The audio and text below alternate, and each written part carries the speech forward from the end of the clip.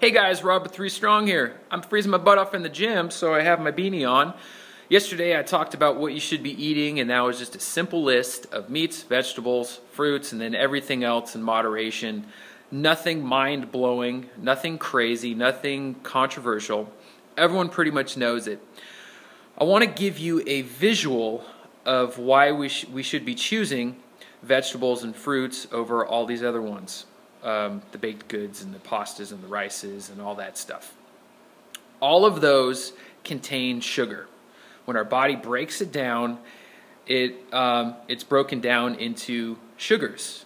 But there's other stuff in these foods that's really important and what we want, and it's other nutrients. So here are the 3 categories. Let's assume that all these are the same size. That's the outer circle. And the inner circle there is the sugar, really the calories. So the vegetables are the least calorically dense.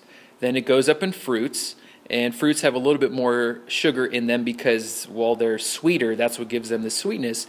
And then as we go over towards the grains, the starches, and the baked goods, and all the other processed things, we have a lot more calories per gram or per volume than the other 2. And we have a lot less of the other stuff. Well, what's that other stuff? What gives vegetables and fruits an advantage over the starches and the processed foods? Well, it's this good stuff. It's something called vitamins and minerals. We have our fiber, we have our cellulose, and this is what makes vegetables solid. This is what makes them crunchy. This is what makes us able to wash them without them disintegrating into the sink. So we have a high nutrient content and a relatively low caloric content. And as we go over to the fruits, now we have less of that other stuff, but we still have a good amount of the vitamins, minerals, the fibers, the cellulose, and the water, but we have a little bit more sugar. So the caloric content is going to be a little bit higher. This is also good because we can also wash fruits and they don't disintegrate into the sink. As we move over to the grains, the processed foods, the problem with these things is they've been refined so much that the fiber, the cellulose, the water, a lot of the vitamins and minerals have been processed out of them.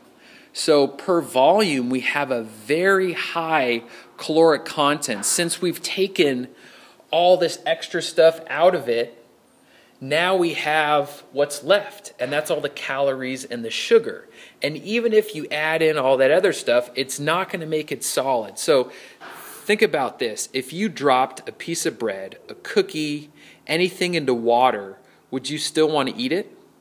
Well, no, it's starting to be broken down because all that extra stuff isn't holding it together. It's crumbly.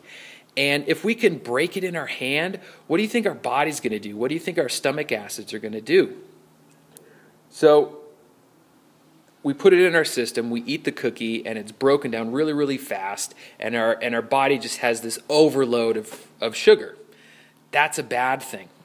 I don't want to go into too much more detail, but think about this when you're having your vegetables, your fruits, and anything else. When you're trying to make those choices for what foods you should be eating, this is why vegetables and fruits are so important.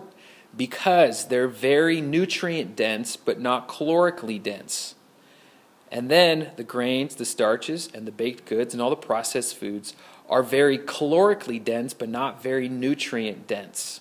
And this has a huge impact on our body. So look at that, remember that, embed that in your mind, and go eat smartly. See you tomorrow.